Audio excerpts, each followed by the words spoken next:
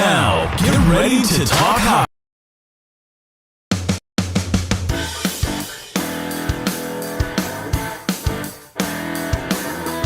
Oilerslive podcast.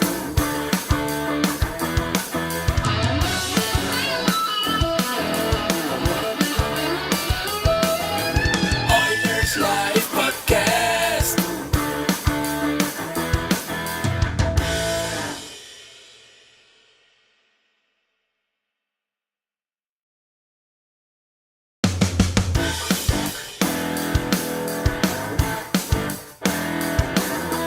Oilerslive podcast.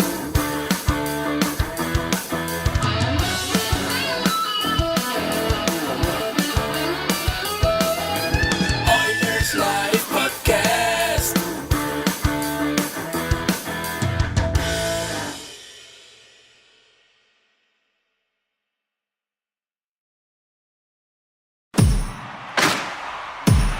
Now, get ready to talk hockey. Streaming from the Oilers Live Studio. Subscribe or follow today.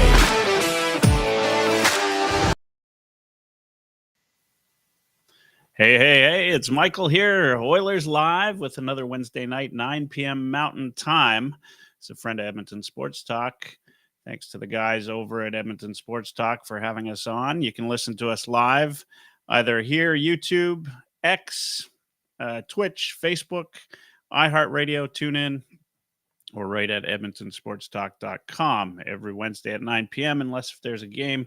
Tonight, it's just me. So you're stuck with me tonight. We're going to try to do our best, get through as much Oilers talk as we can. Hopefully there's some talk in the chat that we can relate to. Lots of exciting things, obviously, in oil country to talk about.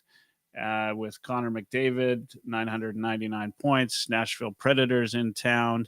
Oilers just coming off an exciting overtime win. And let's see, what's going on. Glenn's got no Blue Sky. We are not available on Blue Sky, unfortunately. But you can find Oilers Live at Oilers Live on Blue Sky as well, which I think I gained probably like 150 followers on Blue Sky today. So definitely some people moving over there. If you want an app that will help you cross-post to both X and Blue Sky, you can use an app called Buffer. So just a little hint for those of you out there that care about that sort of thing. Otherwise, you can watch us live on all the other platforms. I'm not sure how to stream live on Blue Sky as of yet. Doesn't mean we won't. So it looks like everybody today is out playing some hockey tonight, except for me. Wednesday night's my night off because I plan it around the podcast. So, nobody else does, apparently. Some stranger in, damn, no dash. So less fighting to go on tonight. All right, let's I've got a bit of an agenda tonight. I want to talk first about the Oilers Islanders game, see if we can get through that. And again, your comments are welcome tonight. You can comment on X, you can comment on YouTube. I can see all the comments for you. We're going to go through some news around the Oilers, maybe a little bit of news around the league, and then if there's enough time, we'll talk about the Nashville game upcoming. Of course, Oilers just played Islanders last night. It was a good game. I mean, I thought, much like a lot of games that I've talked about PDO this year quite a bit, Oilers were pretty dominant.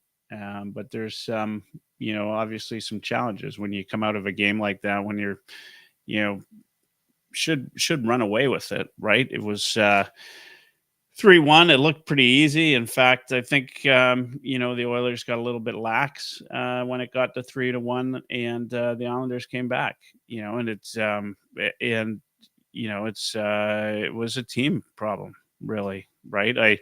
I thought on that third goal, I didn't think Jeff Skinner could look any smaller than he did, and so, the challenge for the Oilers, which is, the same challenge they've had all season so far, is just playing, full game, making it through that whole game. I mean, we saw I thought that earlier on in the season they lost to Dallas 4-1 in October.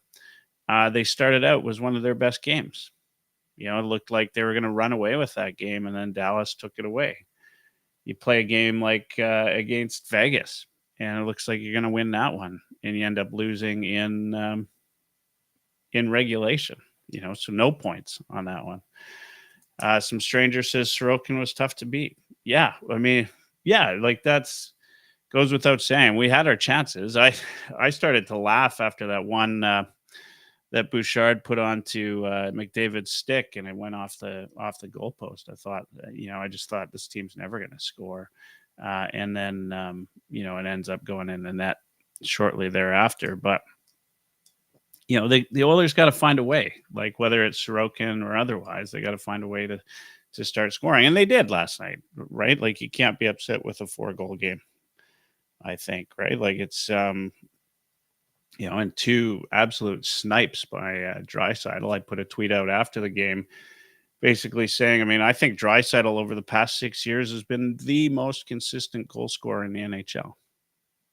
Was actually thought maybe some Toronto fans might pipe in because Matthews has scored more goals than Draisaitl over that 6-year time frame, but nobody's been as consistent overall for and it's funny because Oilers fans will get on him on occasion because the whole lazy dry thing, right? And I just think like this guy, like he comes out every night and you know what to expect.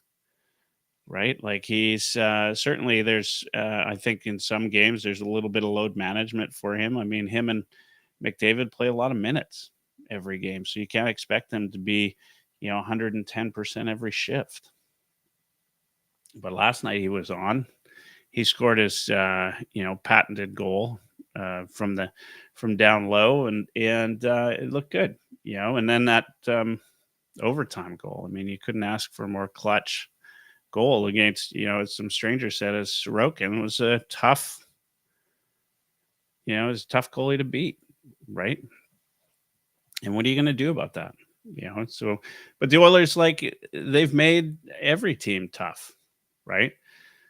Glenn is in the chat, says the Oilers seem to lack that killer finish right now. Lots of grade A chances, but can't seem to put the puck into the net. I was listening to our friends Bruce McCurdy and Levins on Cult of Hockey after last night. And I think Bruce had counted 17 grade A chances for Connor McDavid last night. Yeah, he could have been up to pretty close to 2,000 points by the end of last night if he'd started potting some of those. And you know what? I don't know what it is. I mean, we talk about PDO. The Oilers, I haven't actually looked in the last couple of games, but it wouldn't change a ton. The Oilers just haven't been putting the puck in the net like other teams have. And it's not for lack of chances. Some people say a lot of them are from the outside. Well, yeah, they are, but I still think the Oilers are getting good chances. They make good goalies look great, except for Vancouver. And maybe Vancouver was the start of something good, right? But at the end of the day, it doesn't matter, right? Like they come out of Vancouver, they score 7, they come back home to Edmonton, and they get up 3-1, and that's where they got to put it away. Right. They need that, as Glenn says, they need that killer finish. They've got to be able to stop the puck. And that's right from Skinner right through to defense. Like Ekholm's just not playing as well as he did last year. So the end result, right, is we're 16 games into the year and we're sitting in a wild card spot, 8-7-1. Now, I'll take that over last year any day of the week, right? But we're our goal differential's -7 right now. But there's a lot of things, a lot of similar feels to what we had last year, right? Slow start, and you can't blame the Oilers, right? Like they played to Game 7. What a letdown. You come into the new season and it is a bit of a letdown, but we're not seeing that in Florida right now. Florida is one of the best teams in the league. 8-2-0 in their last 10. And they lost key players. There was a point at which we thought that the Oilers won the free agency signings, right? When they picked up Arvidsson and they picked up Skinner. Both of which really I haven't, Arvidsson's been better, but I haven't felt really great about either of them. They've had stretches. Arvidsson had a couple of great games. Some stranger says Ekholm looks a little burnt out, maybe an age thing. That's possible. I mean, we expected a lot out of him. He's one of the older players on the team, right? He plays hard minutes. It's not like Ekholm's going out there for a little skate. He plays tough. He plays a big game, and he plays against the top players in the league. He does that night in, night out, and so you can expect. I think at his game, I'd have to look at the stats. I'm not sure what age defensemen start to degrade. Their skills start to degrade. But maybe Ekholm's is sort of going down that path, at 34 years old. Although he looked so good last year that, I'd say maybe he just needs a little bit of time to get back into it. Anyway, I mean, last night the Oilers looked great, I thought. Like there were very few things other than like a couple of moments in the game that led it to a 3-3 tie. But then they turned it back on. So maybe a couple of weeks ago, right, when McDavid goes down, we have this argument here on Oilers Live about whether or not it's a good thing that McDavid's out of the lineup, right? And which, I said then, and I'll still say now, it's crap.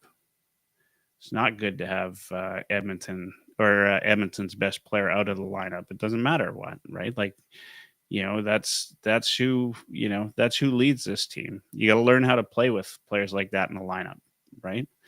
But the reason I bring that up is maybe the Oilers needed a game like last night to wake them up a little bit. No, I don't know, right? Do they need to get taken to the brink every game, night in, night out? Is that a leadership problem? Could be a little bit, but I think about last year versus this year, right? And we were certainly in a worse spot, but we look to be coming out of it very similar. Now, the Oilers haven't won 3 games in a row all season yet. So good shot against Nashville, right? The Oilers have been pretty good. I mean, Draisaitl's probably already tallying up the points. Connor McDavid sitting at 999. Anybody else notice that he actually looked like a little bit excited to hit 1,000 points? I mean, I loved seeing that out of him. It wasn't like jubilation or anything, but he did, mention that it was a good time to reflect. Right? We haven't seen that kind of thing out of Connor McDavid, and typically, revert back to the team, which is the kind of leader he is, but also the kind of media guy that he is. He doesn't let much out, and sometimes it's nice just to see that he's human, right? Now here's a couple interesting stats from the game last night. According to Natural Stat Trick, Jeff Skinner played 8 minutes and 52 seconds last night. So he was more or less benched the last part of the Vancouver game. I mean, here's a guy, right, that we're expecting lots out of, that you'd hope would score at a minimum 20 goals. I like it. It's funny, right? Who gets the extra chances? Who doesn't? I look at Arvidsson, and I'm not sure that I feel a ton better about Arvidsson. But Skinner's the guy that is getting sat right now, right? And is that the kind of thing that's going to make him go harder next game? I mean, we'll see, right? But that's a problem for the Oilers. The Oilers have to, you can't have a player like Skinner sitting and doing nothing for you, right? So, to play in all situations last game, 8 minutes, 52 seconds was the lowest amount of ice time. right? Like that's just not, that's not going to do you any favors, right? So what is it? Like the thing I don't get is I didn't see what it was that caused him to be benched in the Vancouver game. I mean, he's not been great, but there's a lot of guys struggling, like very similar to him. Is this commentary on what to do and like with a player like him? I don't know. I mean, this is a guy we need sitting at least on the third line, right? As it sits, I mean, he's he's playing fourth line minutes, less than fourth line minutes, right? Some stranger says he needs to learn to play some defense if he wants a sniff of the playoffs. Well, he's going to have to learn to play defense if the Oilers want a sniff of the playoffs, right? Like the Oilers got to do better, definitely better defensively. And it's those little lapses. We've been fighting that for a number of years now, and same, that main core, Nurse, Bouchard, Ekholm, those guys have been the core,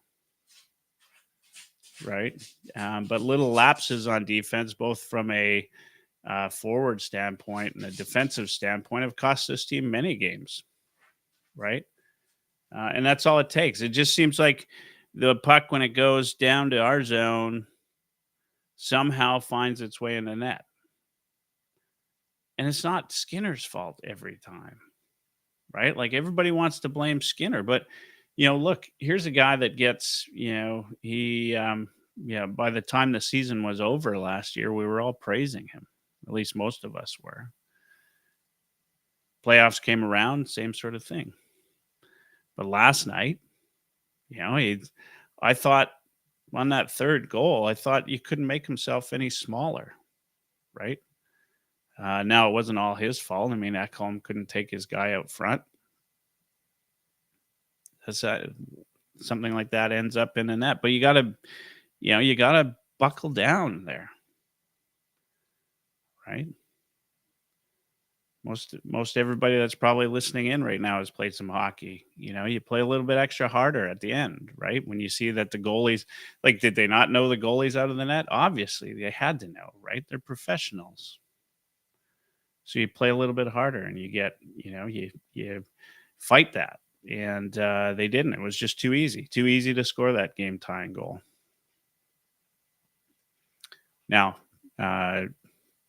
cherry on the top of all of that is overtime was as textbook as you can get. Let's not forget, though, this is an Islanders team that was missing Barzal last night, right? So it's not the best team.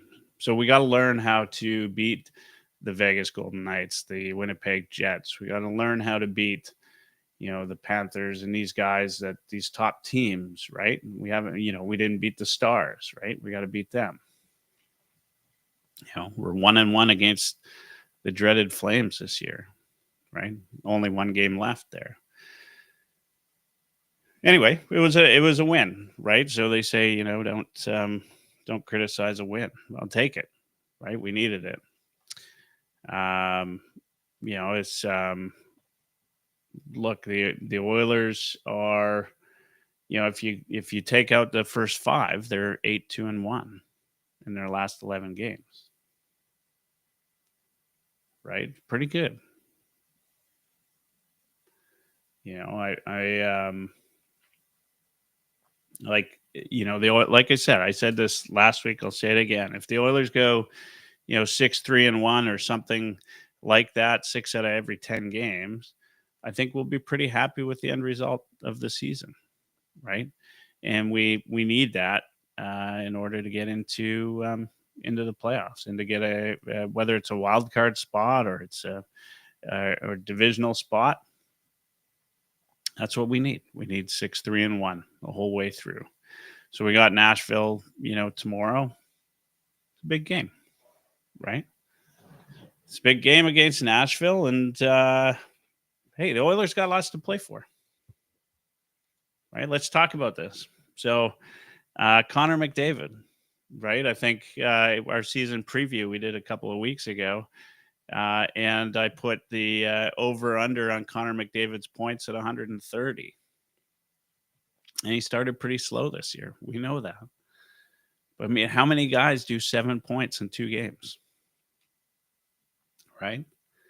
I mean, there's a few players in the league in history that were like that turned it up at the right time. Connor McDavid's that guy. Like, he scored 2 and he got 2 points, and I think he turns it on. He starts to think, well, 1,000's not that far out of reach. And he had his chances last night, right? I think he wanted to hit 1,000 last night.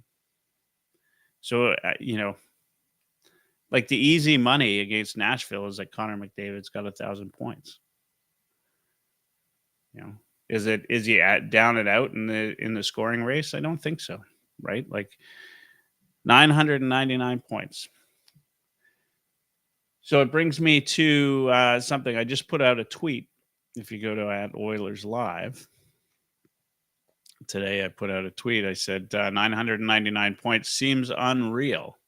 I was at home watching live when the Oilers won the right to draw first overall.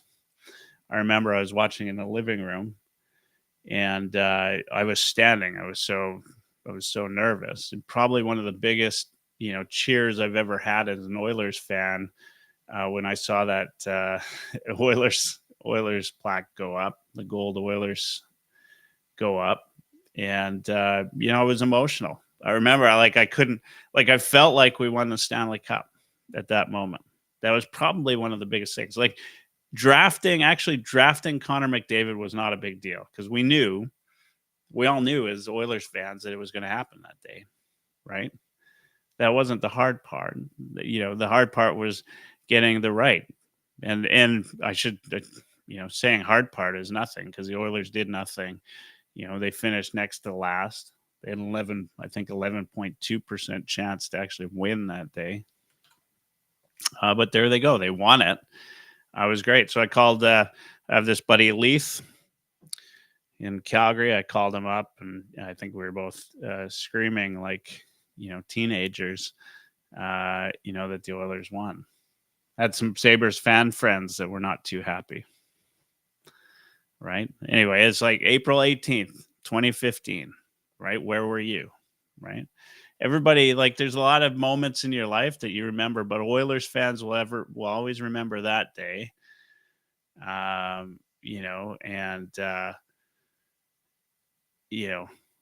Obviously I want to read some of the comments. And I love this. This is the jealousy one coming out. Looks like a Capitals fan. You remember that one night, not the other 5 nights you selected first overall in 10 years. LOL. Sounds like sour grapes to me. Right? Of course we remember that one night. Picked the best player in the league. At Coldplay Oilers, I fell off my couch screaming. My brother told me to shut up because the neighbors could probably hear me. I pulled a muscle in my back throughout the process.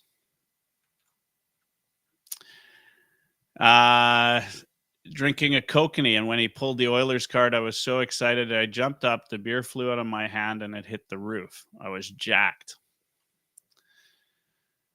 Sean, just plain old Sean, says, I called my dad. I watched it in a hotel bar in Calgary, downtown Sandman. Wife and kids were in a pool across the hall, could hear me cheering after the pick. I thought I was going to get thrown out or my ass kicked by Flames fans there for their playoff game. What a memory. Anyway, there's probably 20 or 30 of those tweets on Blue Sky and at Twitter, all about the same thing. It was an exciting night. So 999 points. Right. This is where we're at. We're up against Nashville. Draisaitl's got an unreal record.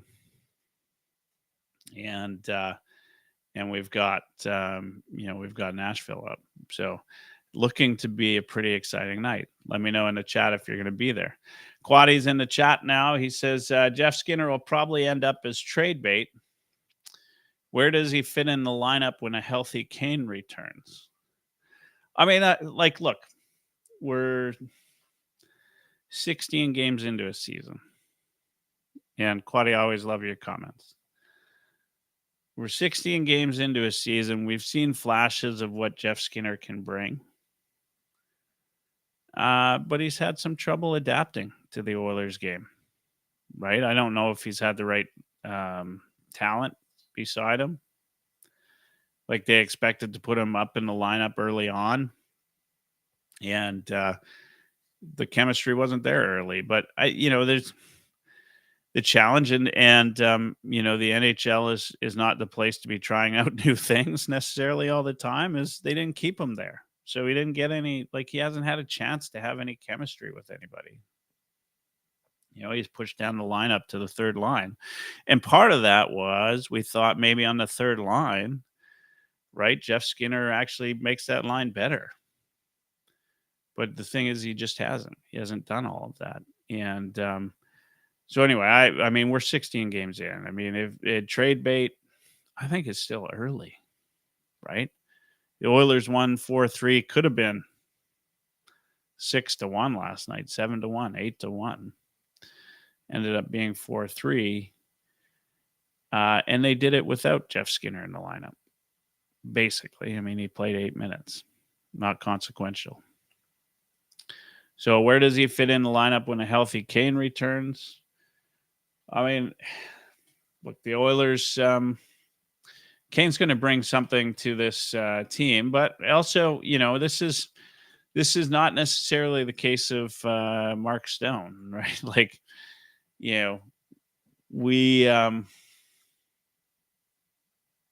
We expect that Kane's going to come back and just be this force. I mean, he wasn't a force all season long last year either, right? He had moments, right? Not unlike Skinner. I mean, Kane saw himself on the bench a number of times as well. Maybe Jeff Skinner needs to go out and clock somebody to get in there, but I don't know. Look, you got, I think putting Nuge on that third line was an absolute mistake. And I think Knobloch rectified that at the end of the Vancouver game and then into last game, putting him back on the top line with Connor McDavid. That's an I told you so moment from me. Right? Hyman, McDavid, and Nuge, that's a good line. Draisaitl's great with anybody. You put Kane up with instead of Podkolzin. Right? I mean, it's not like Podkolzin's doing anything special up there, but he's banging some bodies. He's doing a couple of things. I kind of think, right? You're going to have him on that second line for sure. That's if, when King gets back, that's if he's playing at a level that's acceptable for this Oilers team. Right? So Skinner's got a chance in the Nashville game if Arvidsson is injured. Now, the word is Arvidsson's 50-50 right now. He didn't skate today. I haven't heard any extras about him. This is from CTV News. Diego Romero said, Chris Knobloch said it's maintenance day. He's 50-50 for tomorrow. We'll see how he feels tomorrow, but nothing that's going to last very long. Knobloch said he hasn't decided if the Oilers will replace Arvidsson with another forward if he misses time or go with 11 forwards and 7 defensemen, which I hope they don't. I thought the 7 defensemen thing was cool, for a couple of games, but it got old pretty fast for me. What do you guys think about 11 and 7? Especially given the Oilers' talent on defense right now. Does adding that extra defenseman provide them anything? Can you move Skinner up the lineup? Philp was, I thought, a nice addition to this line. Actually, I thought Kajula was a nice addition too. But as we talked last week, I mean, Kajula was needed in the AHL. They needed some help there, and that probably played a lot into why they sent him down. Quaddy says, shooting high, they miss too often, and the threat is gone. 100%. I mean, there's all sorts of reasons why this team's not scoring. Some of it I feel like is, it's a little bit of overconfidence, right? Like maybe not putting a little bit more zest on the puck like they did last year, right? Just feeling like they can go in and score at will, like they're used to doing, like the Vancouver game, right? But we haven't had a lot of those games this year, right? We haven't had these 7-goal games. And I think the Oilers are going to start. I think they're going to turn that around. I mean, they had a 7-goal game, then they had a 4-goal game against a hell of a good goalie, right? I've got zero problems with the Islanders game, with the exception of letting the Islanders back in the game. Like the Oilers play great. You get 4 past a goalie like that, and the manner in which they scored, it's great. They could have had, another 6 or 10 goals but they didn't. Sorokin's good. I've never, they kept trying to go 5-hole on him, but I don't know how he gets the pads down like that. Let's talk about Brett Kulak. Anybody see this guy coming out? I mean, Brett Kulak's a hell of a skater, a lot of fun. It seems to be like a playoff guy to me. I think Jack or Louis said it last night. Like he just seems to be everywhere this year, right? He could have potted a couple last night too. Like how's this guy doing it? He's seeming like come out of nowhere, and he's been good on both sides, right? Like he hasn't been a defensive liability, which you might expect if a guy like that ups his offensive game. Is it the style of play that the Oilers are playing this year that's contributing to it? Is it the kind of minutes that Kulak's getting that's contributing to it? What's everybody think? Let me know in the comments. What were Kulak's minutes last night? 20 minutes, so not too bad up there. Nurse, Bouchard, and Ekholm all around that 23, 24-minute mark in all situations last night. And then, obviously, like special teams, right? Like I think the great thing is, right, we're 8-7-1. And special teams hasn't even started yet. Like we haven't found our PK, and we certainly haven't found our power play. Draisaitl scoring on one like that doesn't mean anything yet, right?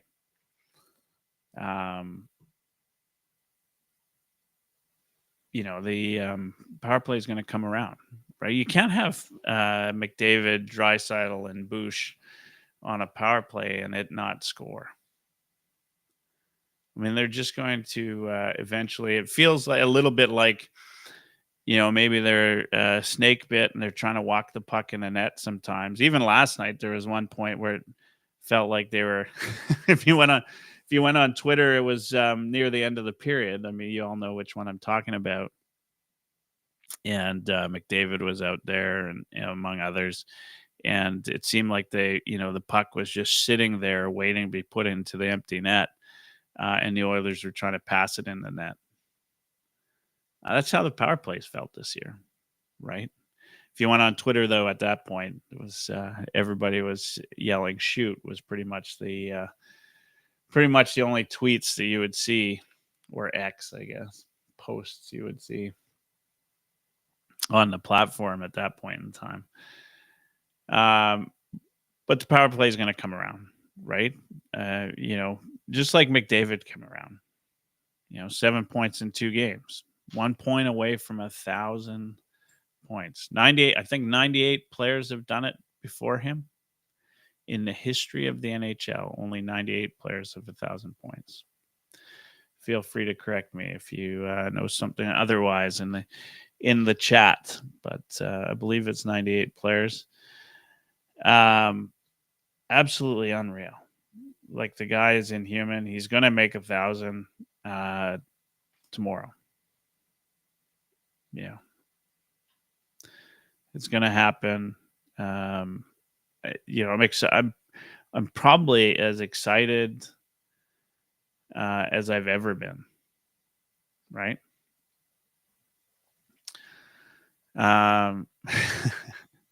Renegade Man says McDavid could get 1,000 next game, or against a team with a fan base that still thinks McDavid will sign next season in the Maple Leafs, or with the Maple Leafs. Yeah, I mean, I'll never get this. I mean, this is the ultimate troll job by Leafs fans. Obviously, there are people that still believe this, that McDavid will go sign with the Leafs. There was expectation that Draisaitl wouldn't sign with the Oilers. Well, we see where that went. At the end of the day, right? Like McDavid, I think, is pretty happy in an Oilers uniform. Yeah, somehow over the course of the few weeks that was between the Oilers in the 7th game of the NHL and the season start, Oilers fans forgot that we were treated to the longest playoff run that we've had since 2006. Right? This is a different team, though. I'd say we're better in certain areas, but we're definitely worse on defense than we were going into where we thought we were going into the season. But that stuff can be changed, right? And you have this time. You just have to be in the position they're in right now, which is a wild card spot at the trade deadline, fighting for a playoff spot to upgrade the team. Everybody's screaming for trades today, right? Go visit. Our favorite guy is Hart, who runs puckpedia.com. Go to puckpedia.com, check out teams. When you go on the teams, there's a deadline cap space button, right? And when you check that out, that's where you want to be at the deadline, right? That's going to be, what your deadline cap space will be. And so that's important. That's an important number, because if we make a trade too early, then we don't have that, right? Like, we don't have that capability. And that, that factors in all of those things, LTIR, everything like that, your LTIR pool, everything. And so, we've got, this projected cap space that we can use at the deadline. And that's what we want to wait for. Like, you don't want to, we can't talk about trading Skinner today. We can't talk about trading, these players. We can't talk about looking at, Fabro came up. I might have been interested in Fabro if the Blue Jackets didn't take him. But only because, if you take somebody free off of waivers, you always got the chance you could waive them later if it doesn't work out. But anyway, I mean, like, don't be in a rush to make trades. As long as the Oilers keep doing this 6-3-1 until the deadline, we're golden. Right? Renegade Man says, I hope Emberson could fill the role that CC brought, or it could be even better than him. I don't, okay, I get that. I thought the same thing. I think we hoped that Emberson would be a Broberg replacement, or at least close. I don't think we rationally thought that he could replace Broberg. But what's happened to Broberg, right? He's injured. I said this going into the offseason. I said, like, the guy's never played more than, I think, 50 games in a season since he started hockey, right? Like, Broberg just is an injury-plagued guy. Like, he's got problems that way. Hell of a player. Can't take anything away from him, but I don't know what it is. Maybe his body can't take the full extent of full season, whatever, right? Like, he as he played more minutes, he got injured. That was a weird one, right? I feel for the kid. I mean, he was having a hell of a season in St. Louis, right? But I think it would have been the same case in Edmonton. So, we would have ended up in the same, if not a worse position if we kept Broberg. Of course, we might have been able to keep CC then. Stetcher's been better than I expected. Of course, I think we kind of knew what to expect from Stetcher. But look, as much as I'm down about the defense, I've said that we've gone downhill there. The defense isn't fully to blame for this, right? Like to be 8-7-1, and the whole reason why we're not, 10-5-1 or 12-3-1, or like there are some of those games in these 16 games where Connor McDavid missed a play on defense or looked lazy getting back and didn't take his player, where Leon Draisaitl didn't skate back hard enough. Like this team always has that one challenge. We talked about Jeff Skinner learning how to play defense, right? We talked about these players learning how to play defense. The team has to learn to play a team defensive game when they need to. They need to, be hard back, right? Like they got to take their players, right? They got to stop that. They can't play lazy in our zone. Like I look at this team and I just can't, like there's all of the offensive talent that you could want on a hockey team. You've got arguably two of the best offensive players in the game today. As I said, one of the most consistent, I think the most consistent goal scorer in the past 6 years on the team. And let's not forget, he's one of the best. He was voted by the players as the best passer. And yet the guy, is 3-time 50-goal goal scorer in the last 50 years. And then you got Connor McDavid. And nobody sane will argue that he's the best player. And so offensively, we've got no challenges there. But defensively, this team needs to play a team game. And we can blame Darnell Nurse. We can blame, Darnell Nurse.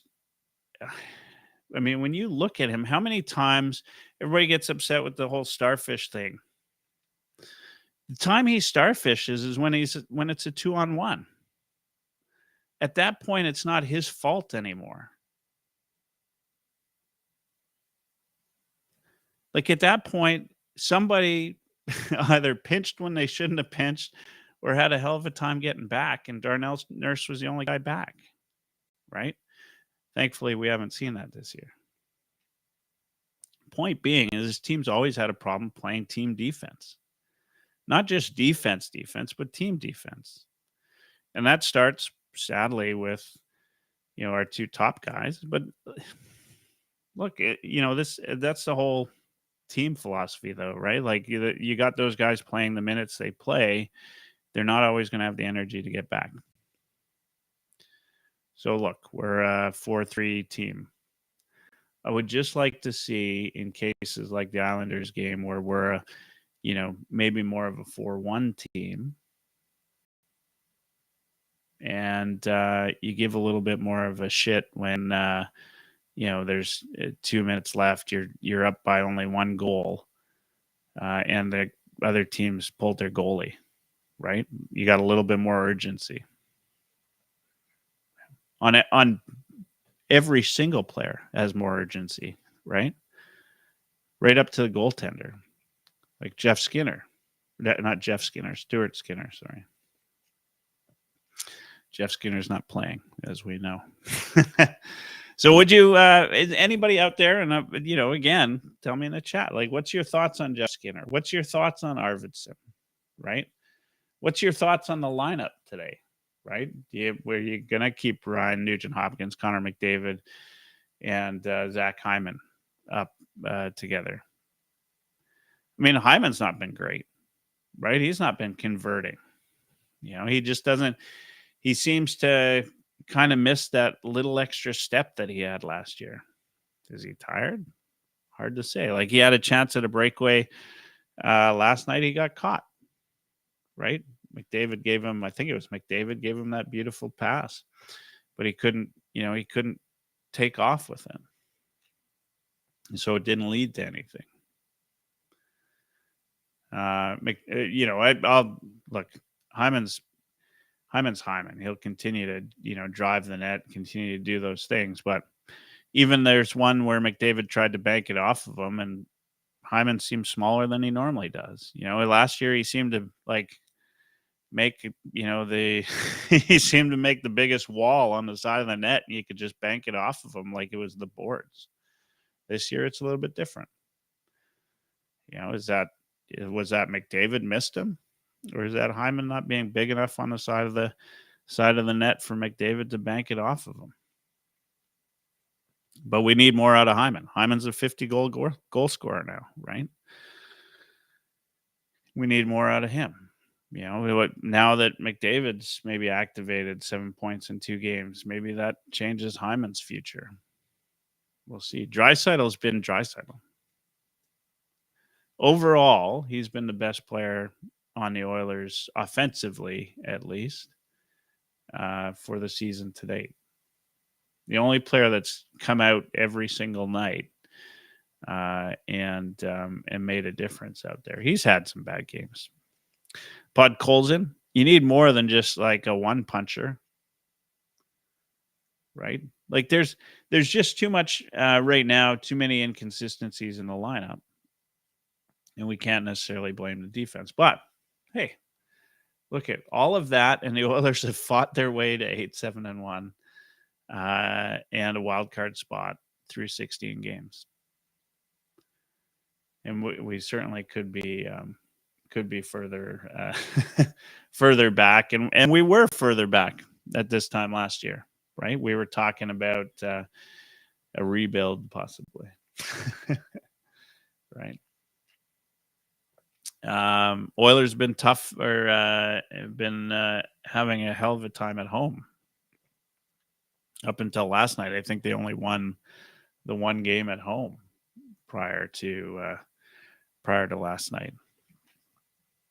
So let's hope that changes. They looked more comfortable on the road. Now, a team that's struggling, I don't think that's that unusual, right? They'll, need to get away from home, to kind of get away from all of the media and everything, maybe to get their head on and go that route. No, I'm not. I would never criticize Jeff Jackson. Look, the Oilers are a good team. I think they're missing a couple of pieces on defense just to make themselves a little bit stronger. But I still like this team. I like its makeup. Right. I think Skinner still has a place on this team. I thought, hey, look, it's funny because if you followed along with me, over the last 3-4 years, prior to the Oilers signing Corey Perry, I kept saying the Oilers need to sign Corey Perry. And then they signed Corey Perry, and we didn't get Corey Perry in the playoffs. And I've got my own theories on that. On why. But, it just he wasn't the guy that we'd hoped for. He wasn't the guy that, was in everybody's face in the playoffs. Evander Kane was that guy. So in the offseason, the Oilers re-signed Corey Perry, and I'm pulling my hair out thinking, like, what's going on? Right? Like, we didn't get Corey Perry. Why are we re-signing him? And he's a year older now. But in my mind, and feel free to tell me I'm crazy. I mean, most people do. But he's been great. He's been one of the most consistent players, and he's making some sweet plays with the puck. And he's doing it in what I always argue is one of the hardest things to do, which is when you're playing fewer minutes, right? Like he played 12 minutes, just under 13 minutes last night. And we noticed him, at least I did, in a good way, right? Like I noticed him Not in the same way that you notice players that are making mistakes, right? Some stranger says he was in Besser's face, right? Like that's the Corey Perry that we want, right? And like turns out to be this amazing signing. Anyway, I mean, sometimes the stuff that we don't know, right? Like, he put whatever shit he was involved in last year now behind him, maybe, and he's able to focus on hockey. He's looked really good. He's been consistent. He's, which is this is not a difficult proposition, but he's one of our top goal scorers, I think, isn't he this year? What is he at? Is that just hold on. Yeah, he's at 3 goals for the season, which puts him in a tie for 5th place with a number of other guys. Tied with Jeff Skinner for goals. Tied with Zach Hyman for goals. And we haven't seen an uptick in Corey Perry's minutes by any stretch, but he's been there. He's been doing the things that he needs to do. If we can get 3 goals out of a guy like Corey Perry, who's at tops a third liner, most likely a fourth liner. Yeah, I do. Hyman needs to get wider. Yeah, like he does. Hyman does. He needs to get bigger, right? Stuart Skinner needs to get wider, right? Like there's, you got to play big, right? It's like, it's like when you're face to face with a bear and you put your arms out and make sure you cover as much area as possible. You got to do that. And if you're playing Hyman's role, which is to stand by the post and let people bank it off of you, however they do it, if you can get your stick on it and direct it in, great. He used to play pickup hockey with this guy who played in, I can never pronounce it right, Quinnipiac. Anyway, this kid, he went and played in the Frozen Four, and he was too small to play NHL. But he was a hell of an offensive talent. And anytime I had the chance to play on his line, I took it. And I would score at will. But it wasn't because I was a goal scorer. It was because I would just stand there and let him bank him off of me. He was so good. And Connor McDavid's that way. You let Connor McDavid just be there, angle yourself towards the net and let Connor McDavid bank him in off of you. That's all you need to do. So yeah, Hyman needs to get wider. Some stranger says, looks like we've forgotten about Philp already. I don't think so. I mean, I'd like to see Philp come out and play some more. Right. I loved the game that he brought. He did well on center. Seems kind of like the Holloway type of story, though, to me. Do you see any similarities between Philp and Holloway? Right. I don't know. What do you think? But I like the game Philp brings. He doesn't seem to be scared to muck it up, and he wins faceoffs. And I saw him play. I went out to Acadia, which is in Wolfville here in Nova Scotia, and watched him play in the U Cup. And he was noticeable. Like, in that university U Sports final, he was outstanding, and really loved watching him play. Hopefully he's put everything behind him and he's ready to play some hockey, but he'll be back in an Oilers uniform soon enough. I think in the preseason, if I go back to the season predictions, one of the things I said was, oh geez.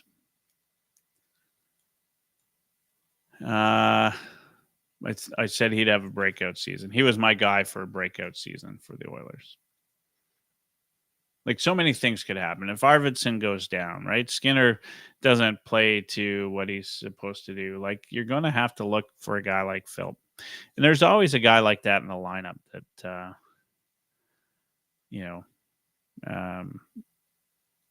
just comes out of nowhere, right? This year so far has been Kulak, I think. Quaddy says Hyman better pick it up or he's going to be passed over for Team Canada.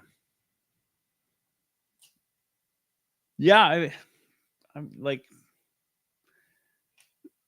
it. The thing is like with this Team Canada roster is, and I'm curious, and again, if you want to get in the chat, please do.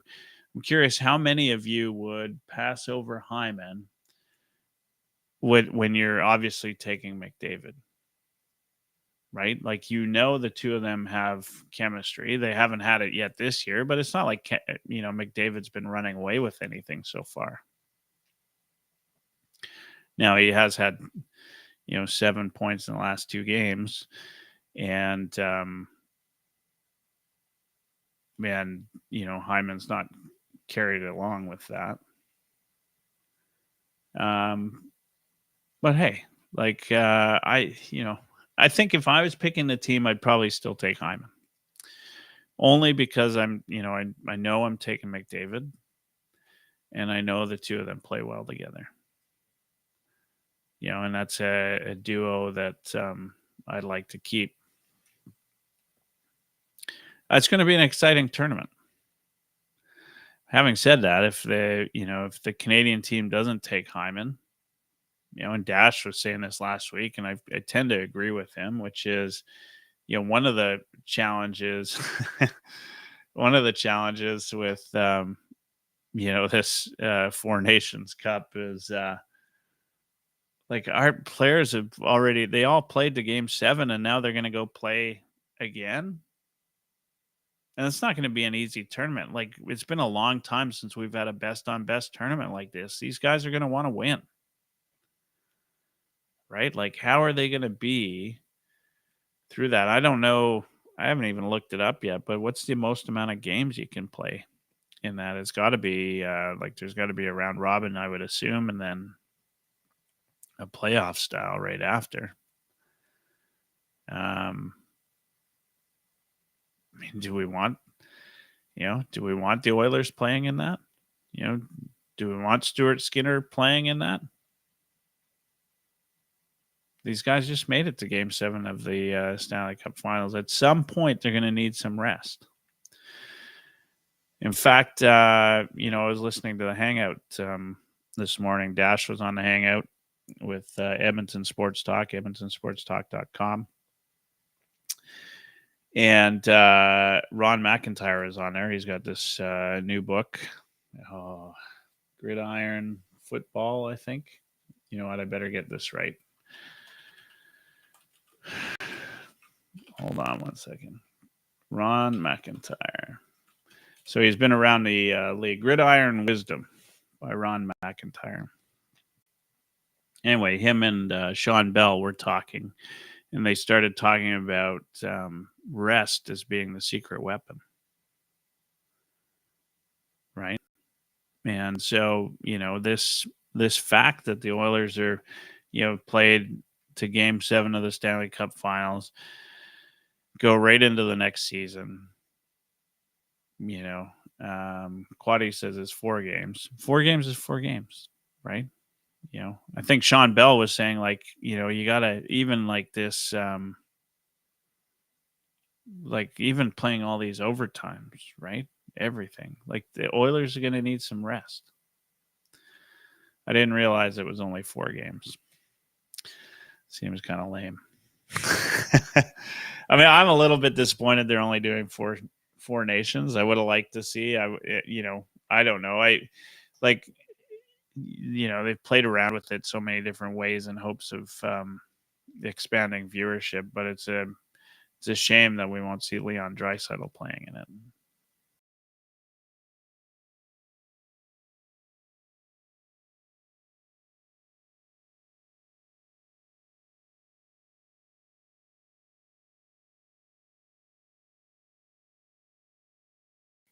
But it's still than an all-star game, and they're tough games. These are not. Nobody's going to be sitting down for these games, right? Some stranger says almost pointless. I assume you're referring to the fact the format that they've got it in. And yeah, I mean, I am really looking forward to the Olympics. In fact, I signed up to get tickets in Italy if it's a lottery. So if you want to go watch that, by the way, you need to sign up for a lottery to get tickets. And then I don't know how they're going to do it, but yeah, it'd be fun to get it. Quaddy says 4 high octane games whilst everyone else is on the beach in the Bahamas. Some stranger says you froze up for a sec there. A lot like how I play hockey. Yeah. Yeah, I mean, look, like, I don't think we want the Oilers in there playing, as many Oilers as we want. So if Hyman doesn't play, like, Leafs fans will get their, kicks in or whatever that Hyman's not playing. But at the end of the day, we should be happy. Although I think, if I was building a team, there's no way I'd bypass Hyman if I've got Connor McDavid in there. And the success of Hyman will rise as Connor McDavid rises, right? Like, what we've seen in the last 2 games is what we're going to see for the next little while, right? Let's go to a little news around the league tonight. Kings and Avalanche tied in second intermission. Knights beating the Ducks 2-1. Red Wings beat the Penguins 3-2. I watched a bit of the Maple Leafs and Capitals. Maple Leafs came back, won in overtime 4-3. Although the Capitals were, for the most part of that game, the dominant team. That's a game like that I'd like to see the Oilers kind of play. One of those, at least some of those times get to a point where, they actually can come back and win some of those games. Utah beat the Hurricanes 4-1. That one's final. So there's only, there's the Golden Knights and the Ducks game still on, and the Kings and the Avalanche still on. I love Quaddy now. Quaddy's on me here. He says Canada needs to pick someone wider than Hyman. I'm in. I'm definitely wider than Hyman. I'm in. Tom Wilson. You know what? Tom Wilson, he's a difference maker, out there all the time. Some stranger says 4 Nations is the real all-star game. Yeah, I mean, this is going to be it's going to, as much as I don't love the format, I love that we're finally seeing some best on best hockey. I don't still love that it's, nothing, I grew up in the 80s was when I was, started kind of watching hockey. The Oilers are at their best, but Mario Lemieux, Wayne Gretzky, watching those guys in the Canada Cup was unbelievable, right?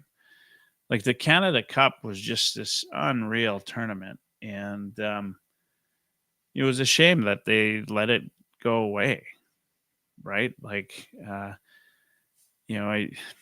As a kid, and we all did that, like playing street hockey or whatever, but Gretzky being Gretzky or Lemieux was like the best, and having the two of them on the same team together, and the other Hall of Famers that were all on that team, like absolutely unbelievable. Quaddy, a team needs grit, gotta have Bennett or Wilson or both. I mean, I'd be more than all right having Wilson on the team. I'm not so sure about Bennett, although, I mean, look, you can't discount what Bennett's brought to Florida since he went there, and yeah, I mean it's yeah, I mean there's Quaddy says Canada Cup 87 is still the greatest hockey ever for me. Absolutely, like I would, and I've been thinking of, by the way, and if you follow me on Twitter at Oilerslive or on Blue Sky at Oilerslive, and you have some guest ideas, please feel free to let me know. I've been the roots of Oilers Live, like the podcast, when I first started, it was about 6-7 years ago. I used to do all of these interviews, and I had some fun interviews. I had this lady astrologer on one interview. She did zodiac hockey, and you'd have to go back to, like, that was 6 years ago, talking about the astrology of hockey. Anyway, it just had some really fun. I remember we had Seth Jones and Caleb Jones. We had Amy Jones on the pod. That was fun. We've had Jack Michaels, George LaRock, Jason Strudwick, all of those guys. But Dale Sheehan, who many of you won't recognize the name, but we talked about sports betting and gambling and sports fixing and hockey. Anyway, all of this to say, like, I would love to get some people around Canada Cup '87 and talk about the Canada Cup and just reminisce on that. And if you have, if you follow me on Twitter, send me a DM. Let me know if you got some ideas of future guests for Oilers Live. I mean, it's fun to talk about what the Oilers are currently going through. I love that. But sometimes it's also nice to kind of reminisce about, we get mad about living in the past, about the Oilers dynasties, but there's lots of Canadian hockey. It doesn't just have to be Oilers to talk about. Different things around the game that we, should talk about and would love to talk about. But the Canada Cup and all of those things, the reffing, you said, yeah, dirty. Quaddy says the reffing was dirty AF. Yeah, I mean, the ref, like, you watch some of those old videos of the '80s Oilers and Esa Tikkanen out there, and some of the crap that he would pull was absolutely phenomenal, right? And if you get anybody like that, if you get a chance to go play in an alumni game, and typically the alumni that are playing in those games now are, from that era, right? So, like Hockey Helps or Hockey Fights Cancer, any of those games where they have alumni playing, for sure, like, go play, because, like, in the dressing rooms, they've got nothing but stories to tell.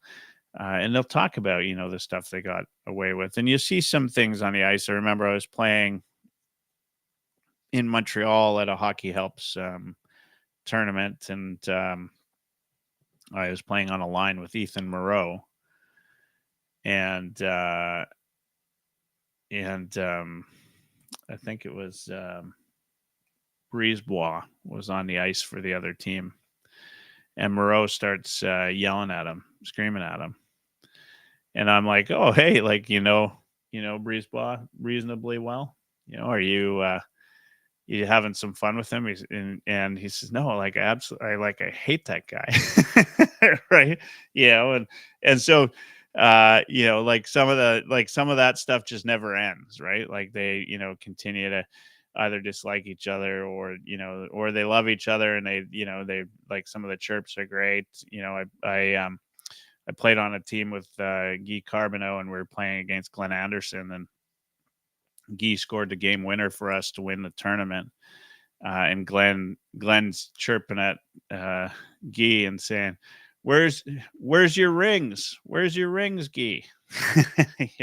So if you do get a chance, do that and reminisce with those guys. They're great.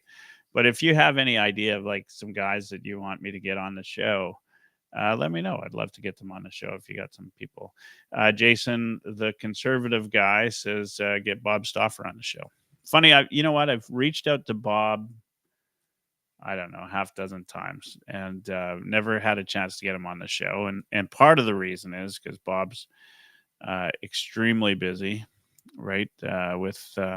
With his show, and then with stuff around the Oilers and that. So it's hard to get him some time to get him onto a different show like ours. We don't have the thousands of viewers that some of these other shows have. But and then I don't know. I assume now it wouldn't be a big deal, but with the Edmonton Sports Talk connection, I'm sure it wouldn't. We used to get Reed Wilkins on before he became an Edmonton Sports Talk guy. But you know what? I'll continue to try to get Bob Stauffer on. Bob's got one of the best memories around Oilers hockey, right? And so he's really, he's kind of interesting. Of course, we've had Bruce McCurdy on a number of times, and I've had Jack Michaels on a couple of times. That's been a lot of fun. Jack's a good guy. There was a year or two ago, it was when Puljujärvi was playing for the Oilers. I followed them around for on a West Coast swing. I was in Vancouver with them, and then Calgary, Toronto. I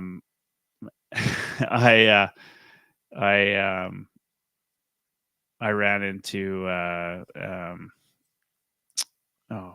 Gene Principe in the actually this was the game in Vancouver. Puljujärvi was back, and Colby Cave, rest in peace, was playing his first game, and Principe was going through his he had his sheets there for the caveman drawing that he was going to talk about before the game, as he usually does. Gene Principe would be a hell of a guest. I've had a chance to talk one-on-one with him a couple of times, but he's a pretty cool guy. Anyway, all that, there's a lot of cool guys around the Oilers organization. We can do our best to get them on. If you know anybody that you want to send our way, please do. Mike Smith would be great. Absolutely. I should actually reach out to him. Haven't thought about that. Tick. Yeah, I love this. If you got Tikkinen on the show, enable closed captioning. The guy is mostly hilarious because you never knew what he was saying. Yeah, that's the Tikkinen. Always love that. Mike Smith, I think, would be probably pretty enjoyable. Nothing beats his entry in that playoff game. I did a little wrestling intro, and I can't even remember. I think it was against Calgary, right? Yeah, get some stranger on the show. Even we could do that. And for those of you following on X, you don't realize, but we've had a long time listener and a good guy listening to us on YouTube. Goes by the pseudonym Some Stranger, which always is a little bit confusing because sometimes I'll say some stranger said this, some stranger said that, and there's nothing stranger than some stranger. So, just send me a message, or if you know anybody that you think you could help us get on the show, please do. We'll get Dash back next week, and we'll talk about that. Perlini, he's got his own YouTube channel. Some stranger says, yeah, Lamborghini Perlini. Yeah, Perlini would be good. Would be a good get. Yeah, I'll reach out to him. There's a couple guys I have in the Rolodex. I'll have to look up and see if we can get them on the show. Sometimes the timing's not right, but we can do some recorded shows. It's funner, I think, when they're live and we can get them on. If we can get them on this time, probably reach out to Big George LaRock again sometime soon. Get him on. All right, we got about 15 minutes left. Let's finish this off by talking about some Oilers hockey. And we've got upcoming Nashville in Nashville tomorrow night with the Oilers playing in Edmonton. Arvidsson's 50-50, as I said. So we don't know what's going to happen in terms of lineup changes. The discussion, the only news that I actually saw about it was from CTV News. Diego Romero, who quoted Knobloch, said he hasn't decided if he'd replace Arvidsson with another forward or if he'd go 11-7. If we went 11-7, obviously we'd probably see Skinner or Perry bumped up to the third line. Maybe Skinner would get his minutes back. Maybe that's the chance for him to prove himself, and he could be bumped up to the second line and play in lieu of Arvidsson for a game. It doesn't sound like if Arvidsson misses, it's going to be long term. I would assume, and curious what everybody thinks. Would you put Skinner back in net, or would you put Picard back in net? I think you're probably going to run Skinner for this one. It's the first the chance. Oilers haven't won 3 in a row yet this year. This is their chance to do that. So that'd be a good one.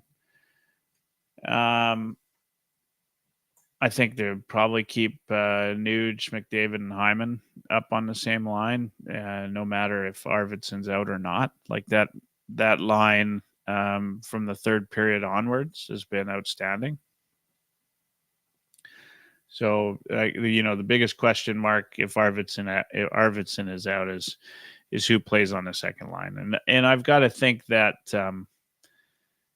Knoblauch would give Skinner the chance, right, to reclaim his spot in the lineup, and go from there, right? Like he's going to be playing with Draisaitl, right? Draisaitl is just plays well against Nashville, and look, like you talk about getting some rest. Skinner's had nothing but rest. Picard is starting, says Quaddy. All right, there you go.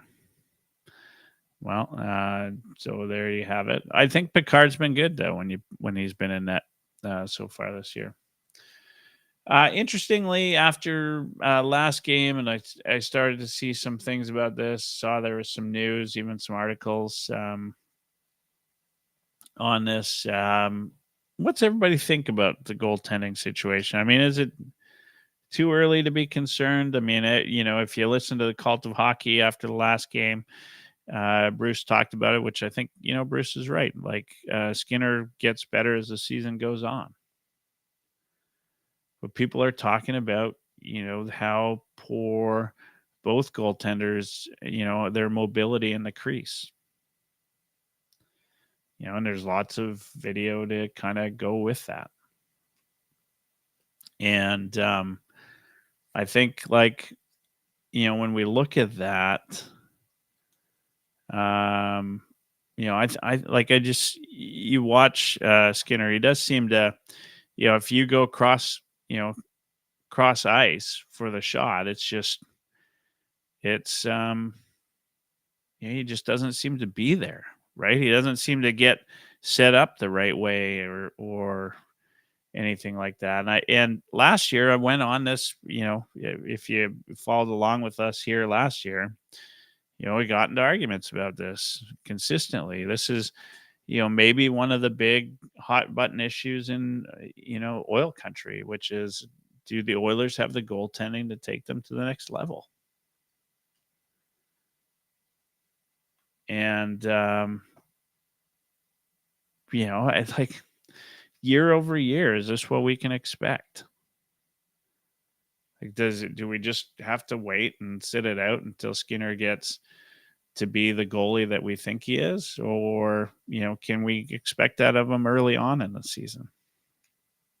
Picard's been good, but he's a backup, right? And so, he's good for a backup. So you rely on Skinner to have those games, right? Like last night, I really felt like that third goal was, as much his fault as it was the rest of the team. Some stranger says concern, ? Don't know yet, but frustrating. Are the Oilers further ahead in the last couple of years if they had different goaltending?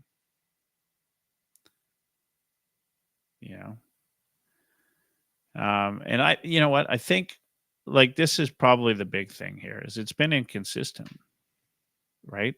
In just looking for consistent games, the kind that get you 3 wins in a row, right?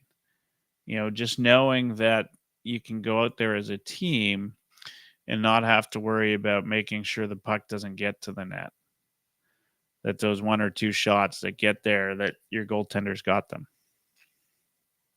Right. But it's still too early, to some stranger's point. We don't know yet, right? We don't know what we have yet. Next year, is contract year for Stu. So what happens going into next year?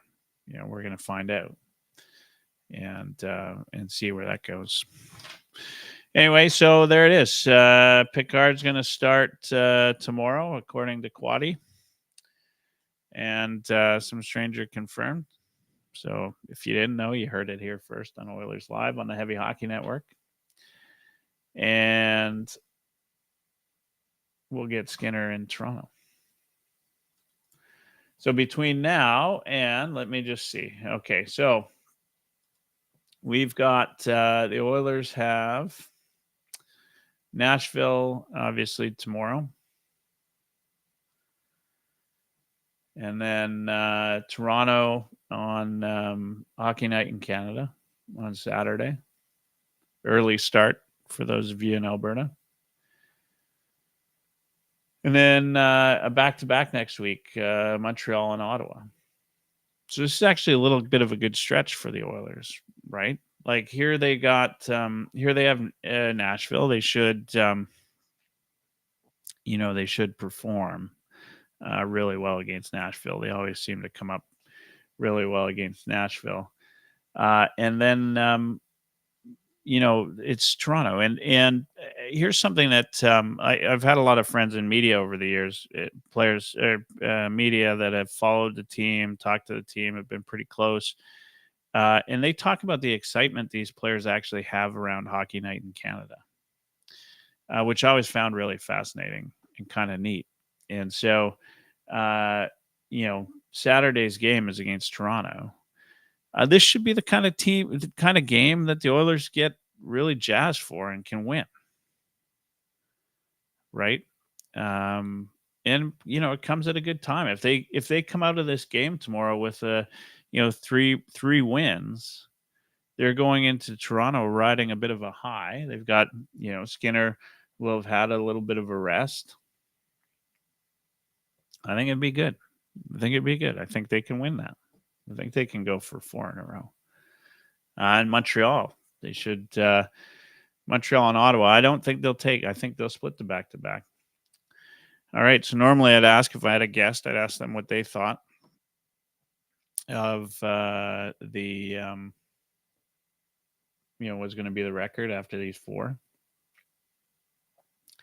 I will say the Oilers will go 2. Now I'll say they'll go 3-1.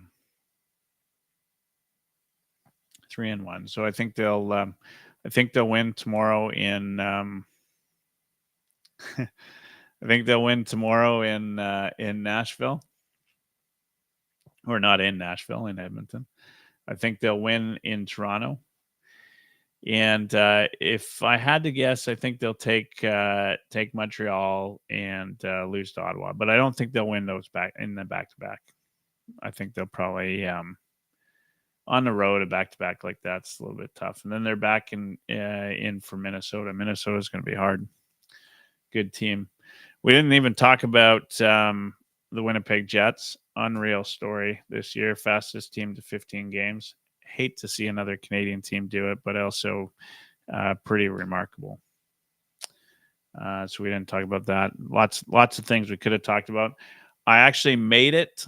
Quaddy says 2-1-1. I made it through 90 minutes of Oilers Live by myself. Thank you to all those that contributed in the chat. Thank you to the listeners on X, Twitter, Twitch, Facebook, all of those areas. Thank you for tuning in today. As you know, we've got the Heavy Hockey Showdown coming up in March 15th. So put that on your calendars. If you play hockey, if you skate, be prepared to sign up for it this year. If you don't know about the Heavy Hockey Showdown, basically we do one game. That's actually like 3 hours of ice time. So we do 2 mini games, and if we have to, we're going to do a shootout to get the winner.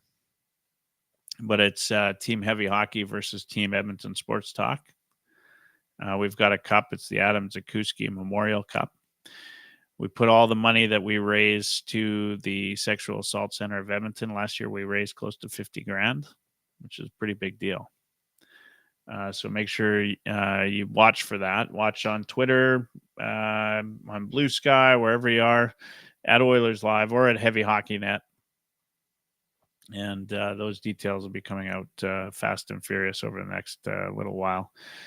Really appreciate, again, everybody tuning in. We'll be back next week, Wednesday, usual time, 9 p.m. Mountain. Hopefully I'll have somebody else. Made it through tonight. So it was good. It was good to have everybody tune in. Really enjoyed it tonight. It was a lot of fun. My last word, I think I've pretty much said it all.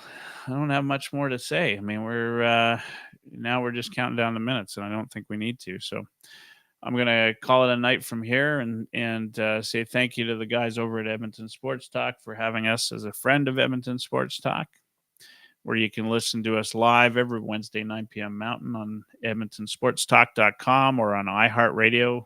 Just search for Edmonton Sports Talk there or on TuneIn. And then you can listen to us on the Heavy Hockey Network at youtube.ca/Heavy Hockey or Twitch. I think it's twitch.com/Heavy Hockey or facebook.com/Oilers Podcast is where you can listen to us live on Facebook. Make sure you like and subscribe at all those areas. Again, thank you so much to everybody who tuned in. I had a lot of fun this time. It was great. Didn't think I'd make it the whole way through, but we did it. Have a great night, everybody.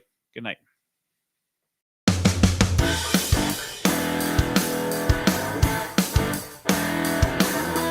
Oilerslive.